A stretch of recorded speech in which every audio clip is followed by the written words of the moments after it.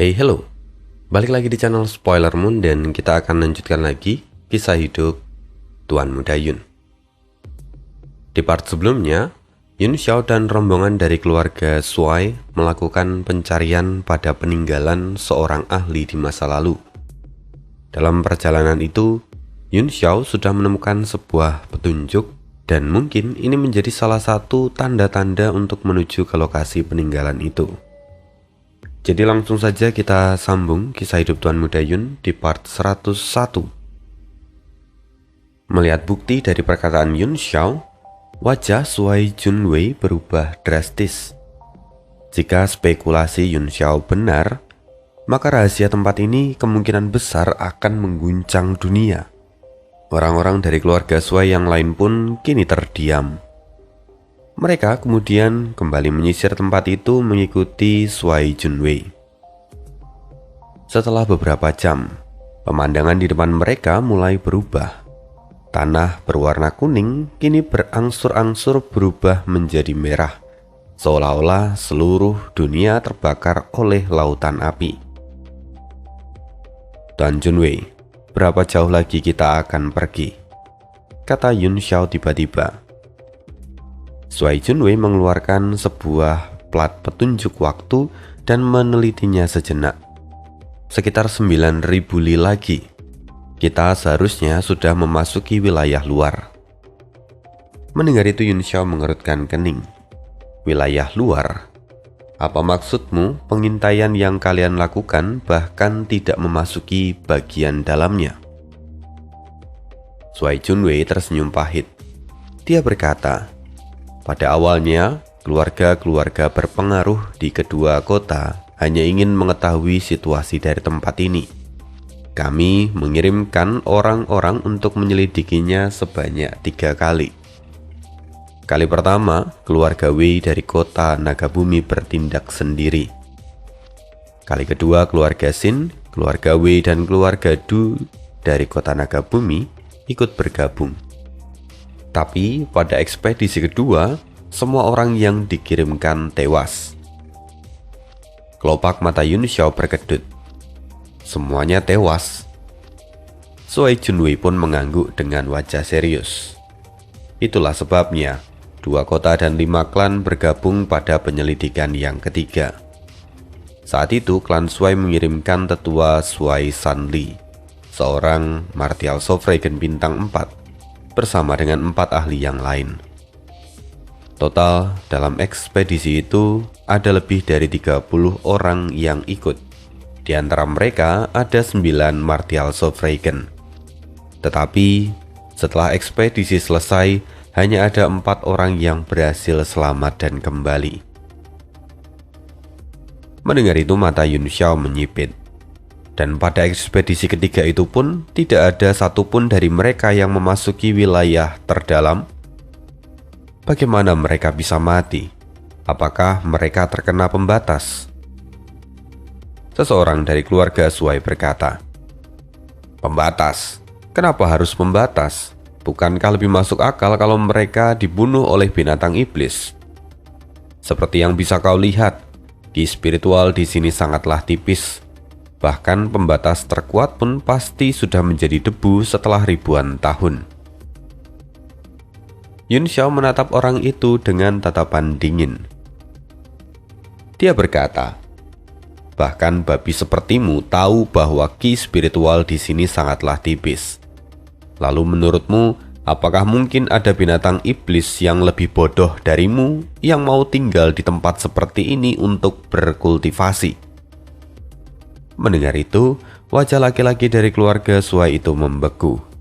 Dia ingin membantah, tetapi dia kehabisan kata-kata. Yang dikatakan Yun Xiao itu masuk akal. Pada akhirnya dia hanya bisa mendengus. Tapi kemudian Shuai Junwei segera menengahi. "Tuan Muda Yun, sayangnya kali ini kamu keliru. Ini memang sesuatu yang mencurigakan dan baru kusadari. Ki spiritual di sini memang sangat tipis, tetapi entah bagaimana ada banyak sekali binatang iblis tingkat tinggi di wilayah luar. Bahkan Di antaranya ada binatang iblis tingkat menengah dan tingkat 9. Jika dipikirkan lagi, ini memang tidak masuk akal.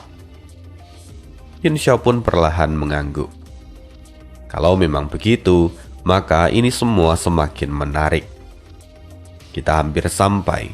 Aku ingin tahu apa yang sebenarnya ditinggalkan Yu Yixian di tempat ini. Suai Junwei menggeleng sambil tersenyum masam. Setelah beberapa hari bersama dengan Yun Xiao, dia mulai memahami kepribadian Yun Xiao.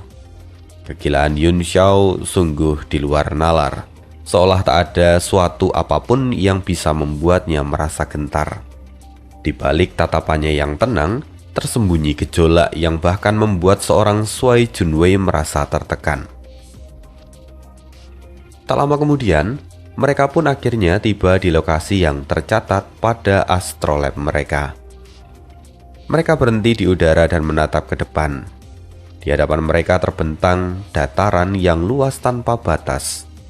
Selain itu, sejauh mata memandang, terlihat kerikil merah yang berserakan di mana-mana. Tidak ada satupun tanda kehidupan yang terlihat.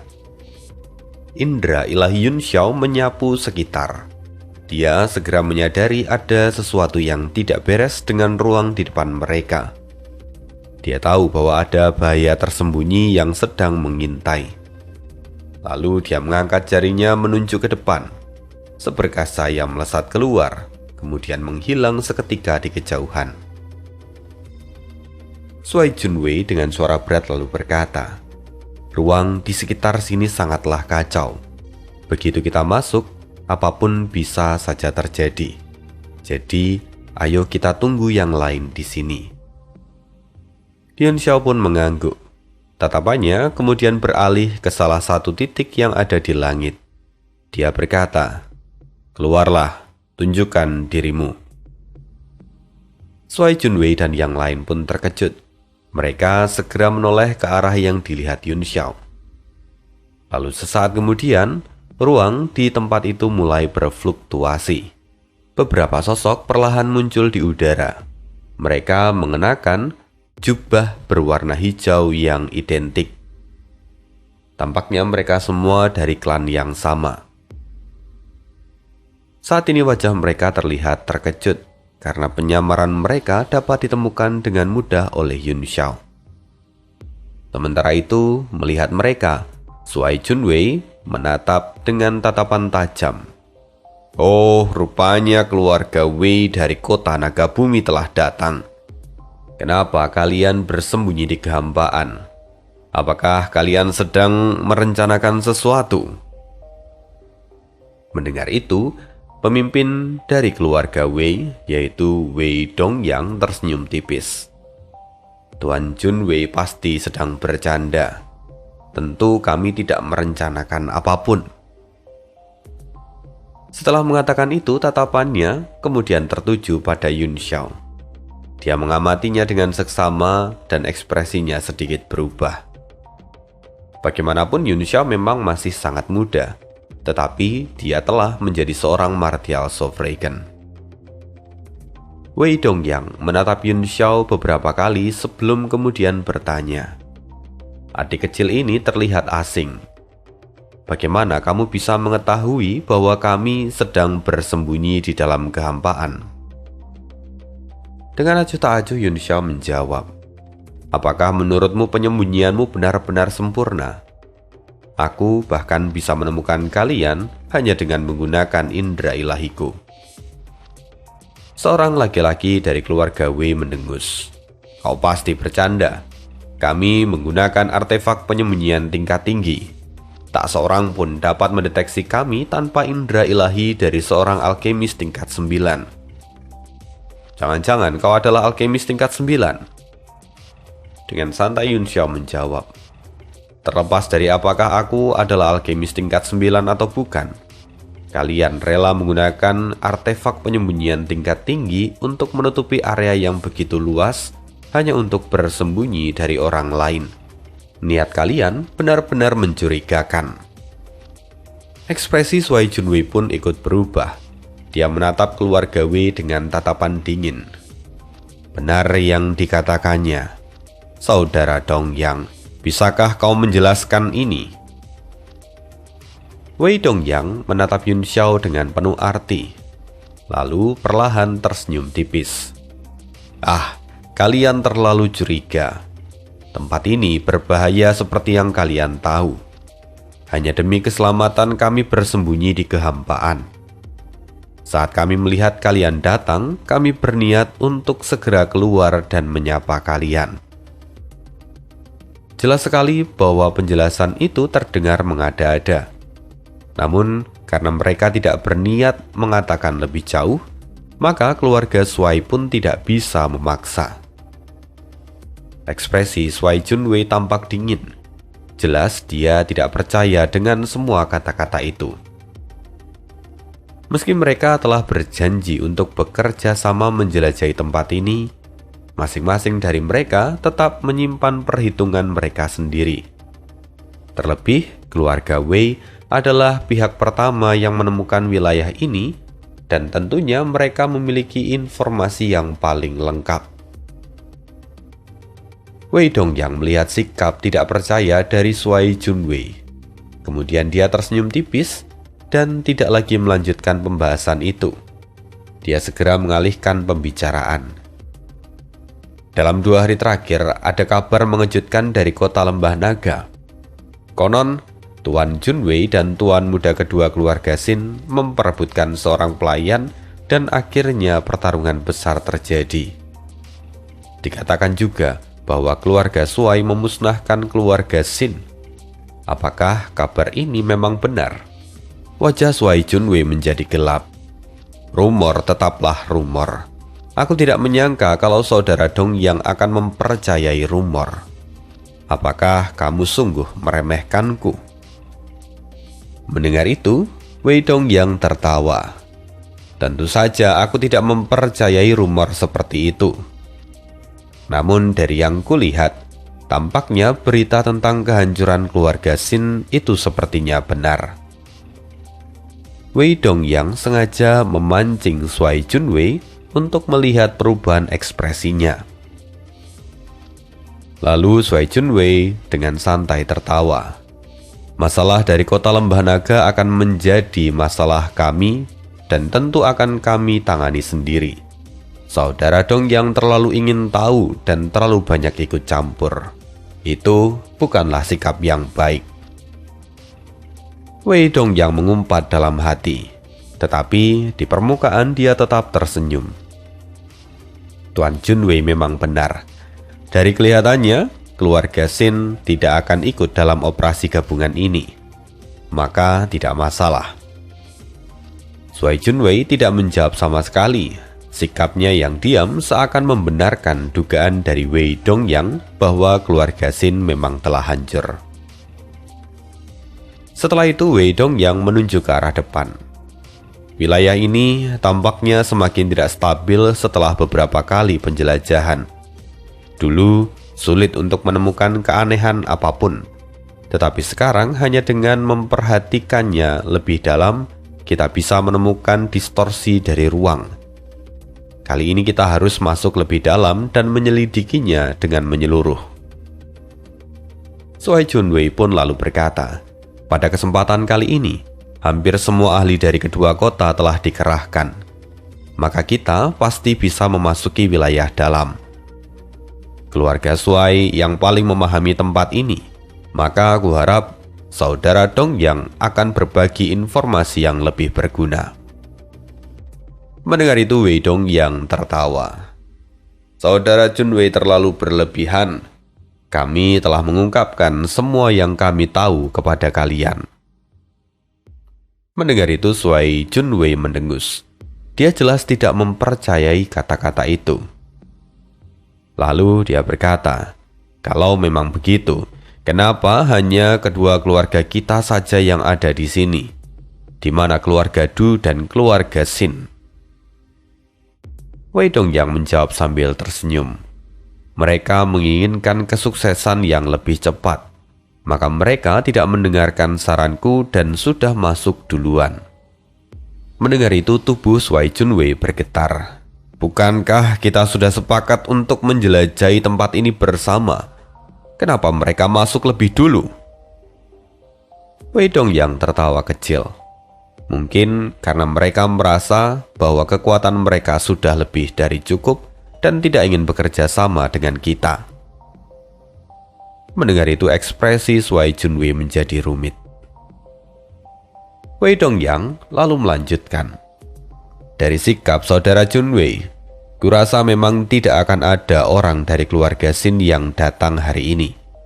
Kalau begitu, bagaimana kalau kita ikut masuk sekarang juga? Swai Junwei menatap kejauhan. Masih ada 2 kelompok yang belum tiba, dan dia tidak tahu apa yang saat ini menahan mereka. Melihat keraguan dari Swai Junwei, Wei Dongyang bertanya, apakah saudara Junwei masih memiliki kekhawatiran? Tepat saat Swai Junwei hendak menjawab, suara Yun Xiao tiba-tiba terdengar di telinganya melalui transmisi suara. Tidak perlu khawatir. Kalau begitu, mari kita masuk. Kita baru pertama kali masuk ke sini. Jadi, kita akan membiarkan mereka memimpin jalan. Swai Junwei pun lalu mengangguk. Dia lalu berkata, kalau memang begitu, mari masuk. Kami akan merepotkan saudara Dongyang untuk memimpin jalan. Wei Dongyang pun segera menjawab, tentu saja. Kita semua harus bekerja sama, maju dan mundur bersama. Ayo pergi. Setelah berkata begitu, dia pun melangkah menuju ruang yang terdistorsi bersama dengan rombongan keluarga Wei. Begitu mereka melangkah masuk, tubuh mereka langsung terdistorsi di depan mata keluarga Swai. Dalam sekejap mereka berubah menjadi beberapa titik hitam di kejauhan. Mata Yun Xiao sedikit menyipit saat menatap pemandangan itu. Dia kembali mengirimkan transmisi suara kepada Swai Junwei. Orang-orang dari keluarga Wei ini tampaknya menyembunyikan sesuatu. Jadi sebaiknya tinggalkan pesan di sini. Jika tim lain tiba, mereka akan segera menemukannya.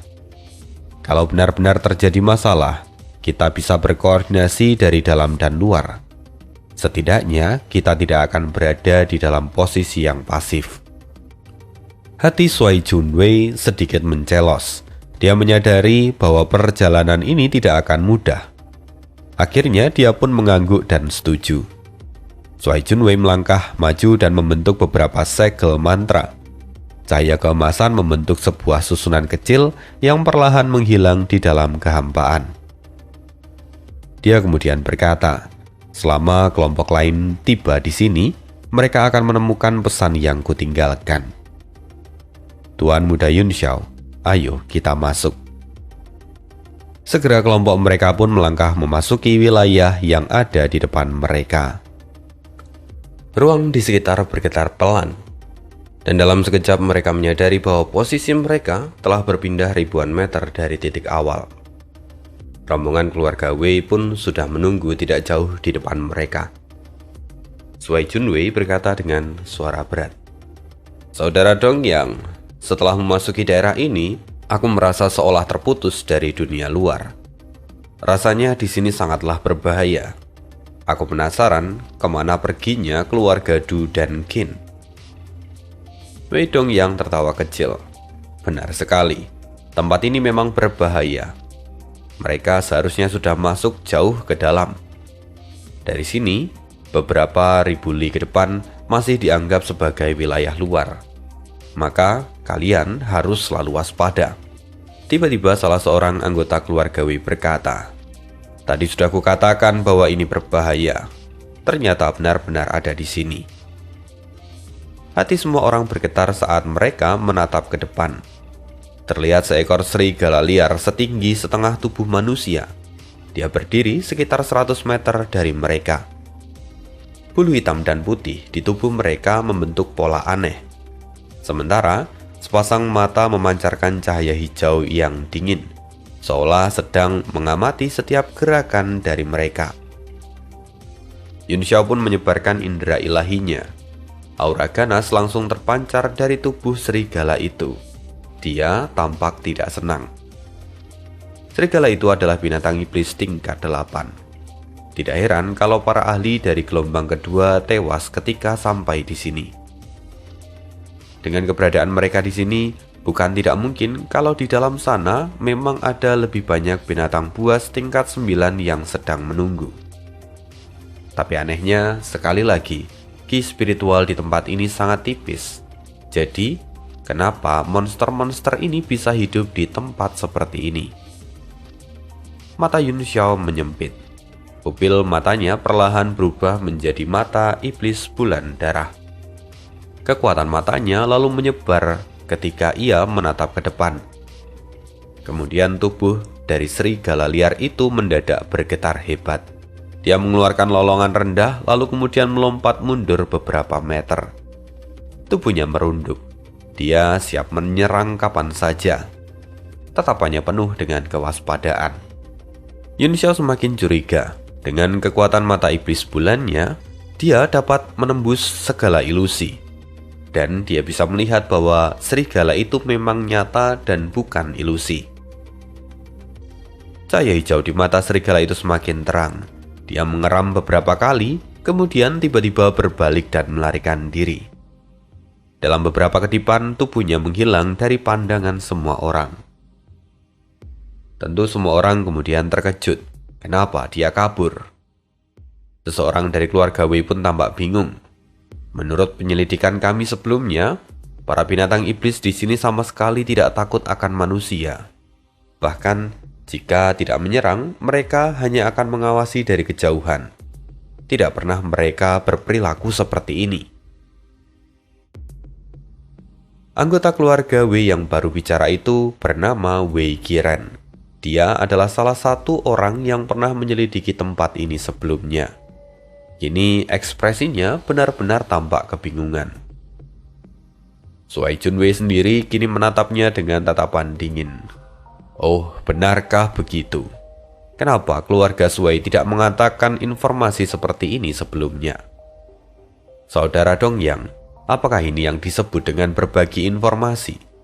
Informasi sepenting ini bahkan belum pernah kalian katakan kepada kami. Keluarga Wei adalah pihak pertama yang menyelidiki wilayah ini. Seluruh informasi awal berasal dari mereka. Dan kini jelas bahwa mereka sedang menyembunyikan banyak hal.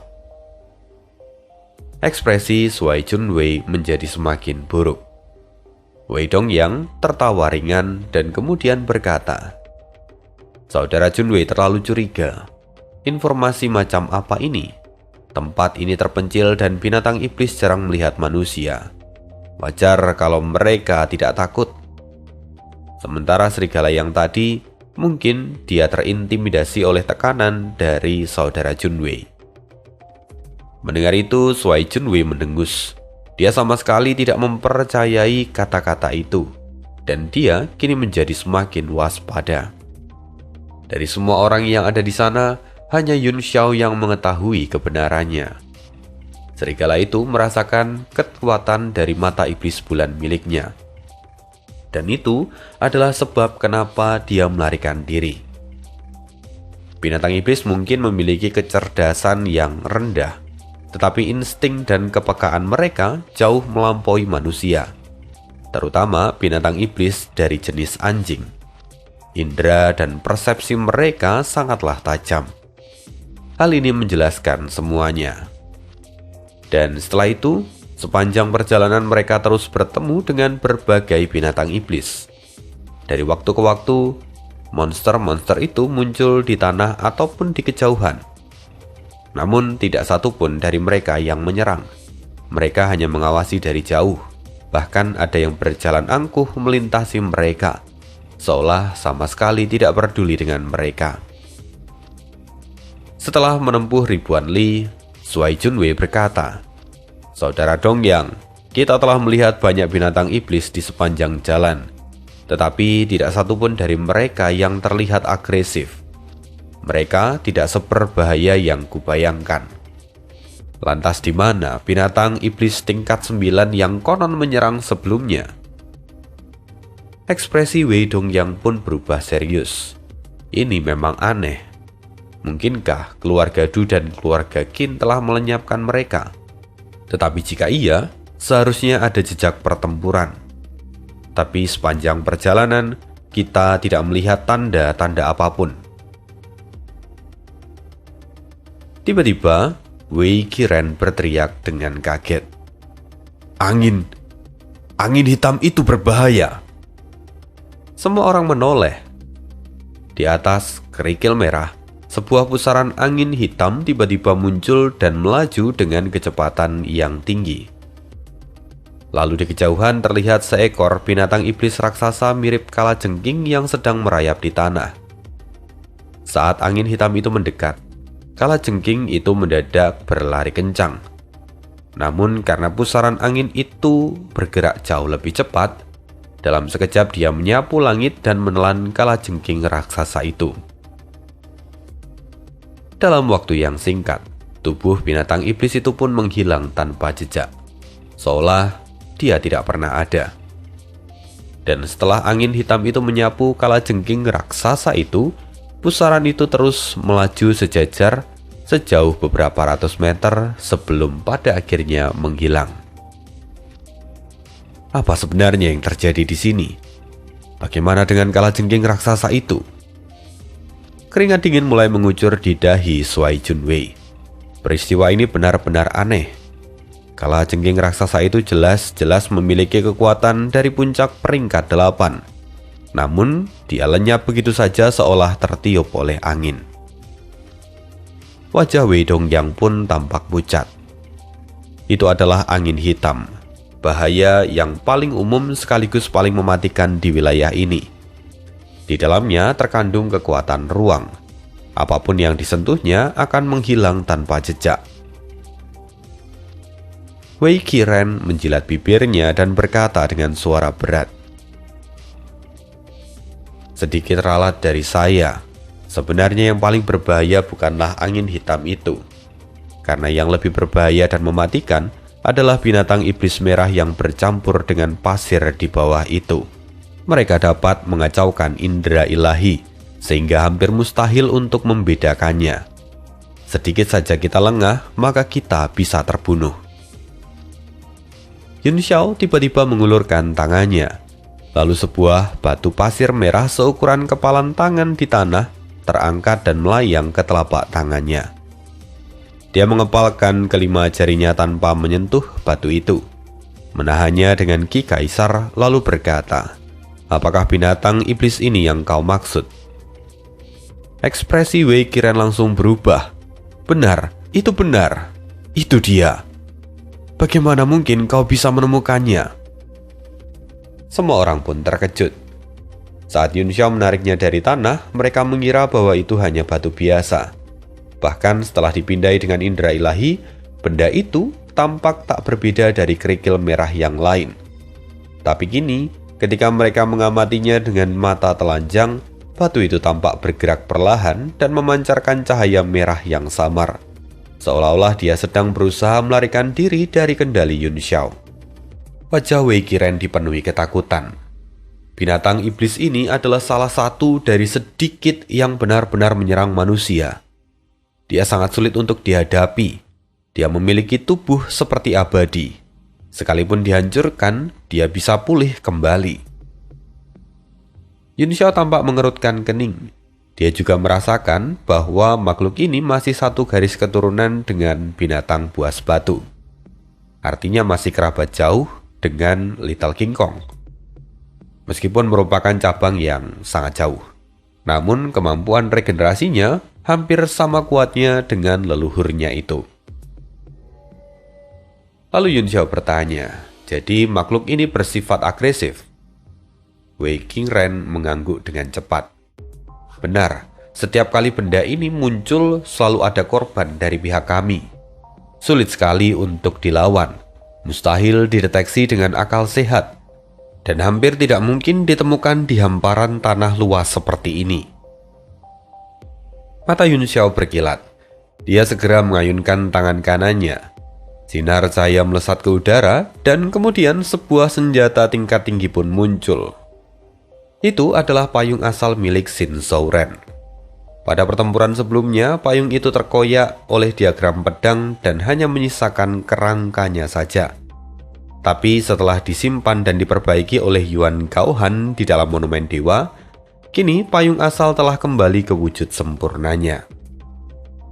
Begitu payung itu muncul, orang pertama yang terpaku adalah Shuai Junwei. Dia pernah menyaksikan dengan mata kepalanya sendiri bagaimana payung itu hancur hingga tinggal rangkanya saja. Tapi kini, hanya dalam waktu kurang dari 2 hari, senjata itu telah pulih sepenuhnya. Bahkan seorang alkemis tingkat 9 pun belum tentu mampu memperbaikinya dengan kecepatan seperti ini. Dia masih tertegun saat payung itu kemudian terbuka di udara. Pola-pola yang rumit muncul di permukaannya. Sebuah penghalang pertahanan langsung membentuk dan menyelimuti seluruh rombongan itu. Anggota keluarga Wei tentu saja seketika siaga, mengira bahwa Yun Xiao akan menyerang mereka. Tapi pada saat berikutnya, pasir dan batu dalam jumlah yang besar melonjak dari tanah, lalu menghantam penghalang payung itu seperti hujan batu. Ledakan terdengar setiap saat. Hantaman itu mengguncang penghalang dan memancarkan cahaya merah menyilaukan. Semua orang kini tampak menghirup udara dingin. Serangan dari cahaya merah itu tidak terlalu kuat, tetapi jumlahnya mencapai puluhan ribu. Jika tanpa perlindungan, tak seorang pun dari mereka yang mampu menahannya. Wei Dongyang menatap Yun Xiao dengan ekspresi serius. Dia berpikir bahwa Yun Xiao pasti memiliki harta langka yang mampu mendeteksi makhluk hidup, sama seperti saat mereka ditemukan sebelumnya. Di saat yang sama, penghalang dari payung asal mulai menyusut di bawah serangan yang bertubi-tubi itu. Dengan wajah yang tetap tenang, Yun Xiao mengepalkan tinjunya. Batu pasir merah di tangannya pun langsung remuk menjadi bubuk halus dan jatuh ke tanah. Wei Qiren panik. Jangan lengah, dia tidak akan mati. Dia akan segera bangkit dan menyerang. Semua orang menatap tumpukan batu itu dengan kewaspadaan penuh. Tapi bubuk itu hanya berhamburan tertiup oleh angin, bercampur dengan kerikil merah yang ada di tanah. Tidak ada reaksi apapun. Wei Qiren pun bingung. Apa yang terjadi? Kau benar-benar membunuhnya? Bagaimana mungkin? Kami tak pernah berhasil membunuh makhluk ini, kata Wei Qiren dengan wajah tercengang. Wei Qiren benar-benar terpukul. Mereka telah mencoba berbagai cara sebelumnya. Tetapi sebelum berakhir dengan kegagalan, makhluk itu selalu kembali seperti semula. Yun Xiao lalu menjawab dengan ekspresi datar. Tidaklah sulit. Selama jantungnya dihancurkan, maka dia akan benar-benar mati. Jantung mereka sangat tipis. Setelah tubuhnya dihancurkan, jantung itu berubah menjadi bubuk dan memang sulit untuk dibedakan. Itulah sebabnya orang-orang mengira bahwa dia tidak bisa dibunuh. Tapi bagiku, menemukan jantung mereka semudah membunuh semut. Wei Qiren menatapnya dengan ekspresi tak percaya. Bagaimana mungkin kesadaranmu bisa setajam ini? Seperti yang semua orang tahu, hanya alkemis dengan indera ilahi yang luar biasa yang mampu membedakan perubahan sekecil apapun di antara ribuan material. Tapi Yun Xiao dengan santai menjawab, kau terlalu melebih-lebihkan. Aku hanya melatih mata rohku, jadi aku bisa melihat beberapa hal yang tidak bisa kau lihat. Semua orang akhirnya tersadar, dan mereka menyingkirkan keraguan mereka. Satu persatu, mereka menatap dengan waspada kerikil merah yang berjatuhan di luar payung asal. Serangan pasir dan batu ini memang tidaklah kuat, tetapi datang secara tiba-tiba dan jumlahnya sangat besar. Selama mereka tetap waspada, maka sebenarnya ancaman ini masih bisa dikendalikan. Wei Dongyang memandang Yun Xiao sambil menyipitkan mata. Adik kecil, kamu sepertinya bukan dari keluarga Shuai. Apakah memang begitu? Ekspresi Shuai Junwei langsung berubah serius. Dia tidak tahu maksud dari Wei Dongyang.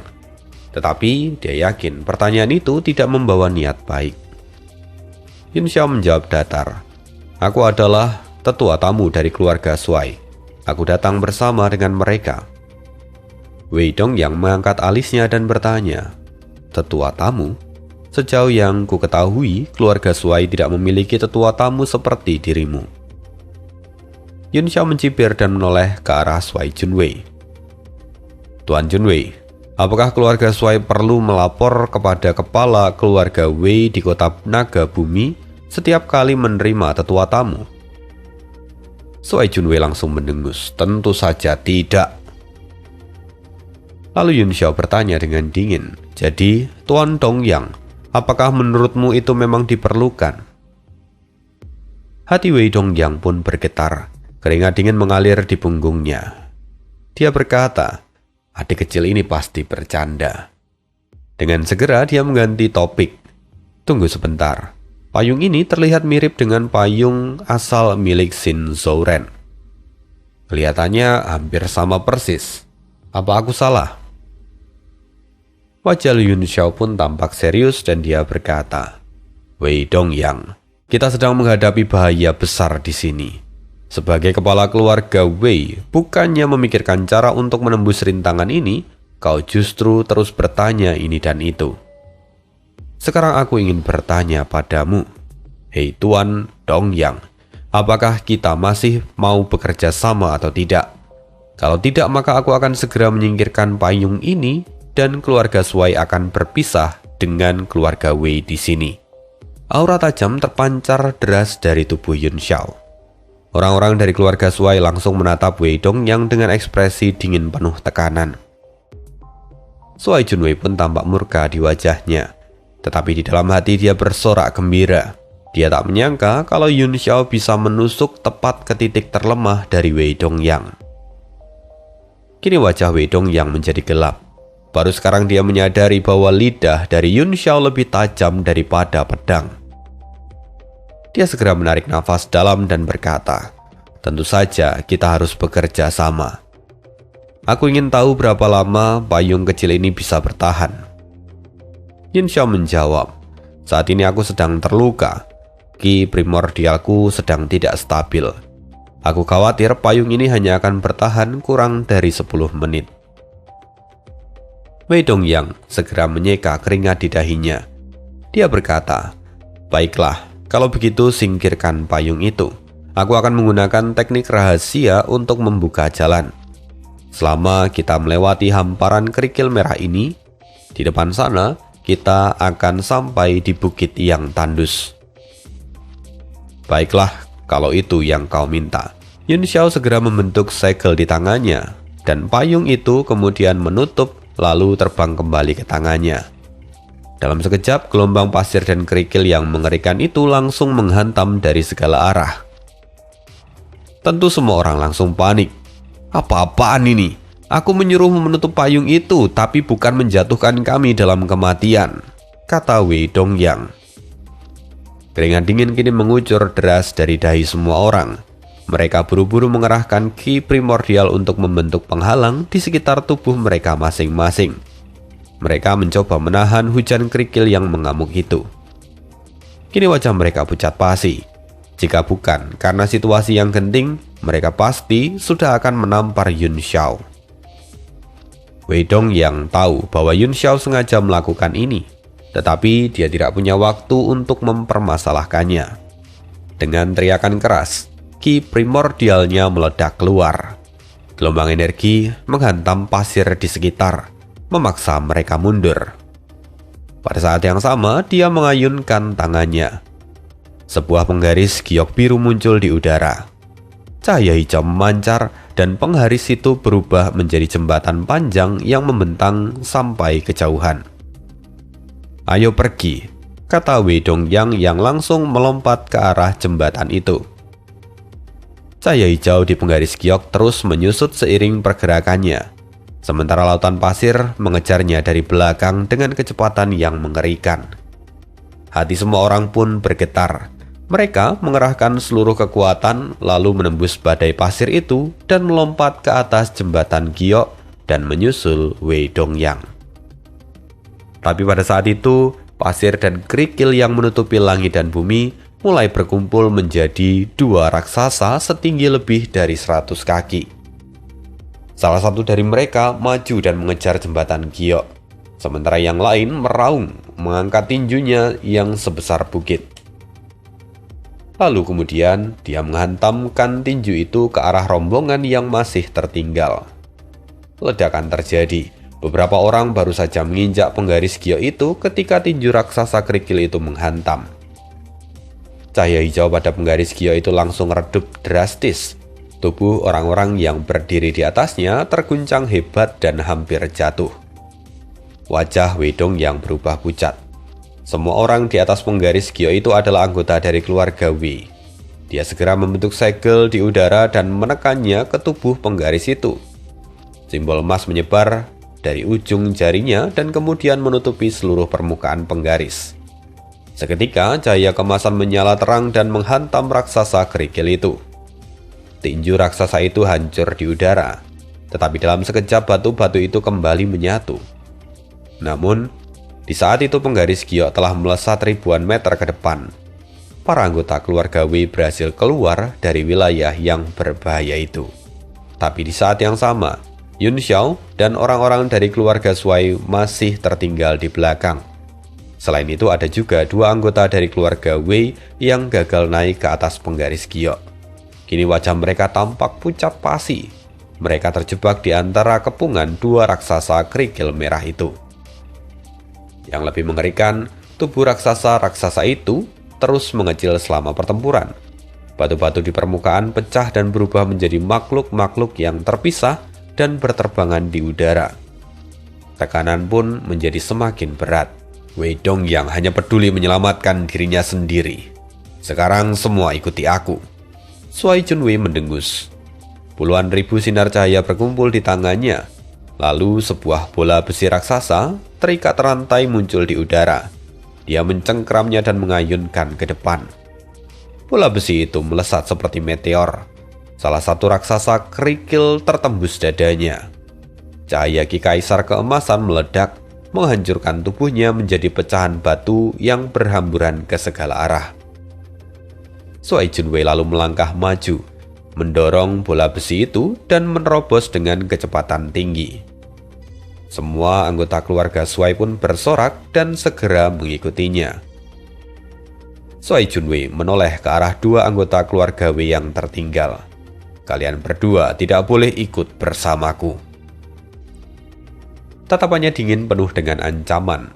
Wajah kedua orang itu kini langsung pucat pasi.